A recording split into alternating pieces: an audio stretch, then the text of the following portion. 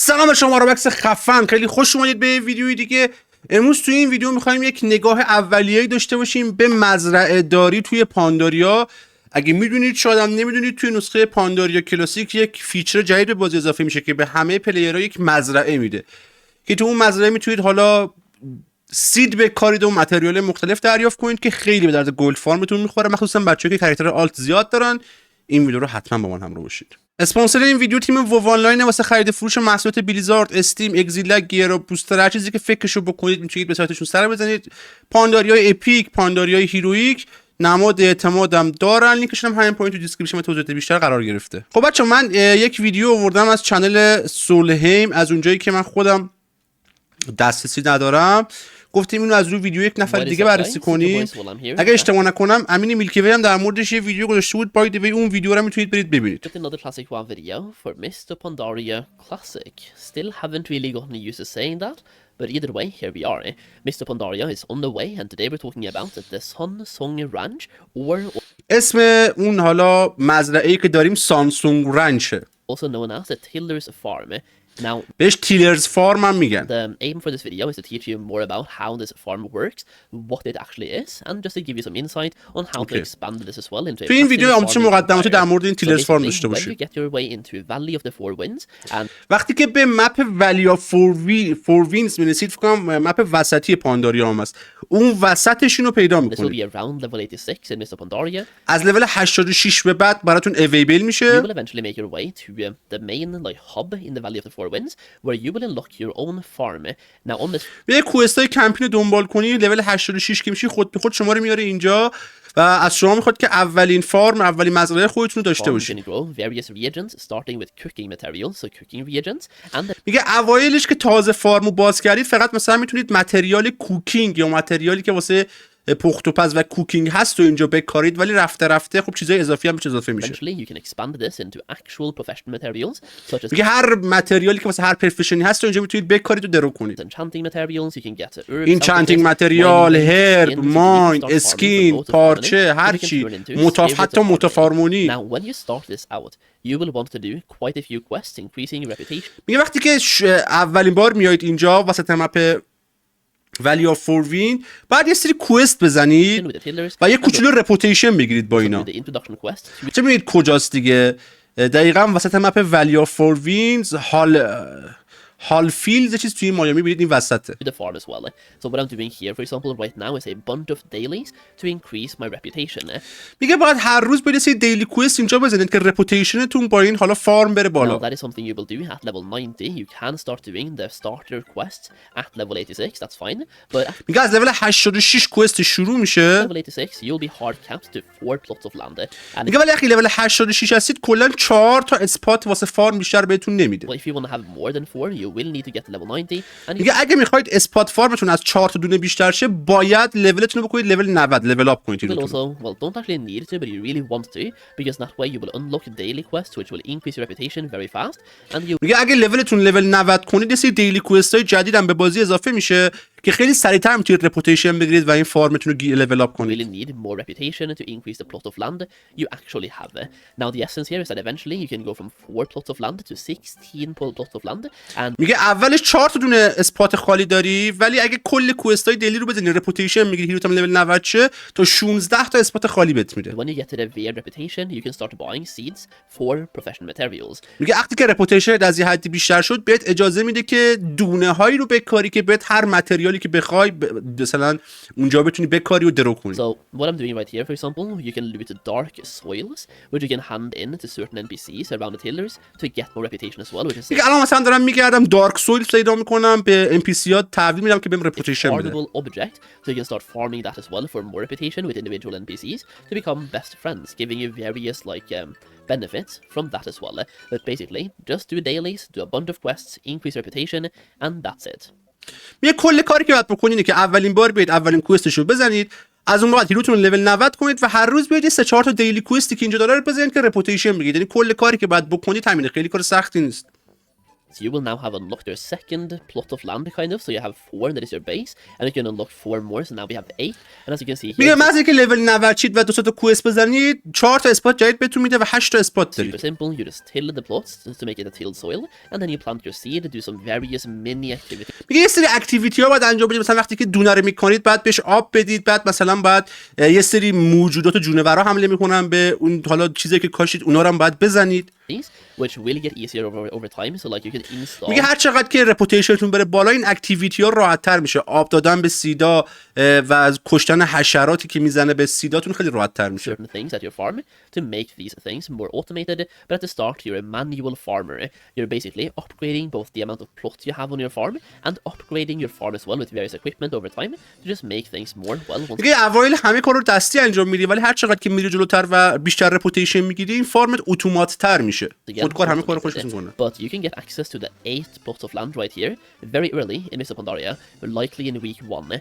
Now after میگه همون هفته اول 8 تا اسپات اول میتونید بگیرید، انقدر ایزیه. that you will need way more reputation, so keep doing your dailies, and after a while you will start unlocking the 3rd and the 4th part of the farm as well, giving you 12 plots of land and then 16 plots of land. میگه از هفته‌های بعدی که هر روز دیلیاتون رو بزنید رپوتیشن بگیرید، بعد 2 هفته 16 تا اسپاتتون باز میشه. Now, as you saw right there, you can also go to the quartermaster and buy certain things. So this right here, for example, is a way to... میگه اگه رپوتیشنتون بره بالا از وندور کوارتر مستری که همینجا هست میتونید سری وسایل بخرید. برای مثلا این وسیله که خریده بچه‌ها دیگه نیاز نیست یکی یکی به همه حالا سیده که کاشته آب بده، یه دکمه میزنه خودش به همه آب میده. در واقع اتومات میشه همه چیز یواش یواش. مثلا یه آپشن دیگه داره که میخری میکاری و خود به خود همه مثلا حشراها و اینایی که حمله میکنه رو میزنه، دیگه نیاز نیست خودت تکی تکی بزنی. All of them at the same time instead of watering them one by one, and you can do the same thing to get rid of pests as well. Instead of doing that on one by one, you can do it on all of them. You can install scarecrows at your farm to get rid of like animals or birds as well, instead of manually having to kill the birds. So small میگه که تکی حشراتو بکشی یه دستگاه میکنی خودش همه آفتا رو میکشه. Now after doing your dailies and increasing your reputation, farmer you میگه بعد از اینکه رپوتیشنتون به یه حد خاصی رسید، دیلیاتون رو زدی، reputation for it, give you a quest asking for you to get votes for him, because basically he's trying to inherit this farm and you have to gather people to vote for you, and well that's basically how you increase the farm plots as well. So currently for me I have 12 plots of land right now. After میگه بعد از یه مدت که رپوتیشنتون به یه حد خاصی میرسه یه کوست بهتون میده که بر رأی بدید، یعنی به یه کوست خاصی میرسید که اون کوست رو وقتی بزنید هی اسپاتاتون بیشتر میشه، تهش هم 16 تا اسپات. Doing dailies for a couple of days right here, for a few days I should say. Like you need to do quite a few dailies here, farm some things, and do as many tillers quests as you can. But you will be able to get 12 plots of land somewhat fast. Now, once you get to the Weird, which is where I am right now as well, you can also install this, the pest repellers, which is once again just whenever I click this. میگه یکی از دستگاه‌های دیگه که میتونید بکاری این دستگاهی که این وسط کاشتمه. Repel the pests one by one on every single plant that I have. I can click the... جایی که همه این حالا دونه‌ای که کاشتی رو یکی یکی بهش سر بزنی یا به قول گفتین رپلشون کنی، یه دکمه میزنی خودش کلشون رو رپل میکنه. یعنی هر چقدر رپوتیشنت بره بالاتر این فارمه واسات بهتر عمل میکنه. And it takes care of all of them at the میبینی same time. خودش رو همه میزنه. Another thing you can buy from the quartermaster whenever you get reputation required for it. Now, as you can see here, when you unlock the last one, you can buy this one as well. So, Earth Slasher Master Plow, this one requires to have 16 plots, basically removing them. وقتی 16 تا اسپات خواب باز شد یه آپشن دیگه که میتونی از وندورش بخری، خب باشه وندور کوارتر مستری که همونجاست. See boulder at the Sunsong Ranch. Now, this one right here can be used to till a line of soil. So now instead of tilling, میگه بجای اینکه یه شخم بزنید یکی یکی شخم بزنی اینو میکاری خودش همه رو یه جا واسه شخم میزنه. در واقع آب دادن و شخم زدن و محافظت از اون سیدایی که میکاری اتومات میشه بعد از اینکه رپوتیشن زیاد میشه. You can till a bunch at the same time, making tilling even faster as well and more kind of automated, or just gives you better tools. Now once again you will have to have all 16 plots unlocked to be able to use this one. Either way, whenever you get the RAZER, you also unlock possibly the best bonus of all time, being able to plant down profession seeds. So for میگه از یه جایی به بعد که رپوتیشنت میره بالا بهت اجازه میده هر مدل سیدی که میخوای بکاری و هر مدل متریالی که میخوای دریافت کنی. برای مثلا متریال هربالیسم، ماینینگ، متریال اسکینینگ، اینچنتینگ، حتی متافارمونی. example, the Enigma seed gives you a random اینیگما Pandarian مثلا herb, and it هرب doesn't میده. just give you one, it اینیگما gives you سید about هرب five. بهتون میده. Then you also have a mage bulb seed giving you enchanting میج بال materials, سید you have بهتون raccoon ماین root میده. seed giving you skinny materials, snake root seeds giving اسنیک you روت mining سید materials, بهتون you have ماینینگ wind میده. shear هر کدوم از axes این چیز giving بهتون you, میده well, دیگه. wind shear cloth or wind wool cloth, and you also have songbird seeds giving you motes of harmony. Now, in the past, the best one to plant has been a songbird. میگه قبلا بهترین سیدی که سود زیادی داشت سید سونگبل سید بود، همین که موسش روشه، که به شما متاف هارمونی میده. میگه حالا شاید هم تغییر کنه اینا، باید ببینیم قیمت کدوم متریال بیشتره، ولی قاعدتا همینی که متاف هارمونی میده باید پرسودترین باشه. سونگبل سید Seeds for the mote of harmony, because this one can be traded for golden lotus, for example, or just using crafting چون flask. میشه باش So it's گلدن worth لوتوس keeping that in گرفت. mind, but definitely do some testing here and find out which seed is the best one to plant. And the thing is, that can change every single day. So over here at the Half Hill Market, over here next to the lake, kind of, you have this guy, this fish. خب بغل همون مزرعه رودخونه است، یه لیکه، به قول گفتن رودخونه که میشه گفت یه دریاچه کوچیکی که داره ماهیگیری میکنه، اسمش جانگ درانکه. با این جانگ درانکه که صحبت کنی بهتون میگه که چه سیدی رو بکارید که 2 برابر بهتون لوت بده. خب اوایلش که باش فرندلی نیستید ازتون 25 دونه گلد میگیره که بهتون بگه. از یه جایی به بعد که باش فرندلی میشید و باش دوست میشید دیگه مجانی بهتون میگه که آقا مثلا امروز فلان سیدو بکار، فردا 2 برابر بهت لوت میده. اوکی، خیلی نکته مهمیه. حتما باید به محض اینکه تونستید با این فرندلی شی و حالا رپوتیشن بگیرید، اون اول که رپوتیشن نداریدم گلد خرج کنید تا بهتون بگه واقعا جواب دیگه. تو میخوای بری یه سیدی رو بکاری، این قبلش بهت میگه فلان سید رو بکار که 2 برابر بهت لوت بده. خیلی باحاله. And if you talk to this fish person, you will have a dialogue option saying, "Hello Jogu, what is the word on tomorrow's crops?"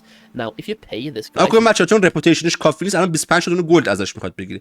یعنی به محض اینکه مثلا یه خورده باش رفیق شید دیگه ازتون گلد نمیگیره. and I think the amount of gold here varies depending on which patch of Mr. Pandaria Classic will actually run on.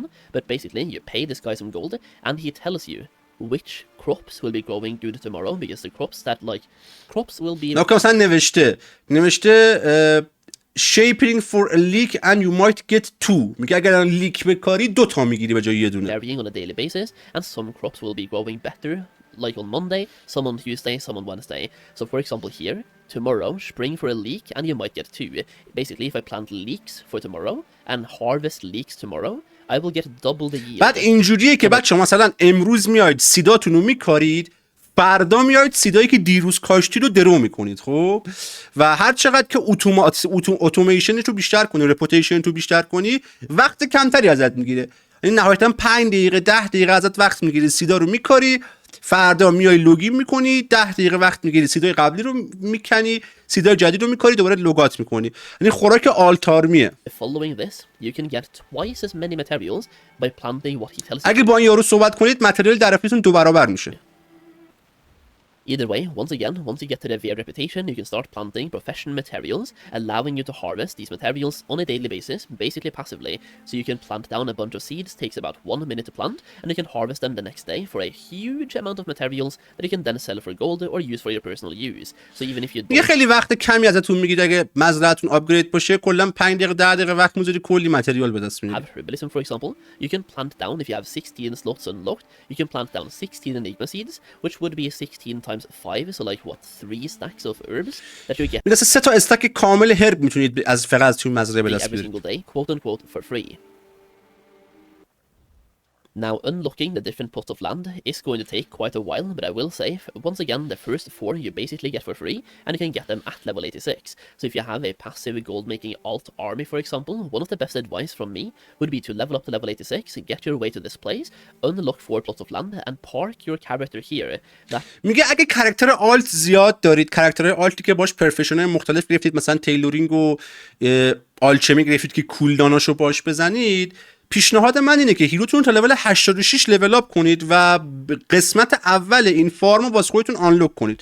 چون لول 86 خیلی راحت قسمت اول این فارم آنلوک میشه، ولی اگه بخواید فارم رو هر 16 اسلاتشو باز کنید خب یه خورده زمان بره. ولی خب اون اسلات اول میگه به نظر من با همه هیروهاتون بیاید باز کنید و روزی مثلا 5 دقیقه وقت بذارید، حداقل یه گلد بیسیکی واسهتون میاد دیگه. پس با همه هیروهاتون رو حداقل لول 86 کنید و اولین اسپاتشو پر باز کنید. حالا اگه نمیخواید کل اسپات‌ها رو باز کنین، چون زمان بره واقعا اگه بخواید کل اسپات‌ها رو واسه همه هیروهاتون باز where کنید. you can log on, do your daily crafts, and harvest at least 4 herbs or 4 plants at the same time every single day, increasing your daily output on your daily professional characters or daily cooldown crafters.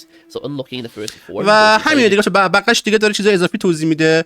این ویدیو امیدوارم تونسته باشه بهتون کمک کنه. حالا هر موقع پانداریا بچه‌ها بیاد ما بهش دسترسی داشته باشیم، من بیشترم در موردش ویدیو میذارم که دقیقاً چیا بکارید تو مزرعه‌تون که بیشتر بتونید سود کنید. پس حتما کانال منو دنبال کنید. اگه دوست داشتید کانال صلحیم هم دنبال کنید که واقعا ویدیوهای خوبی میذاره.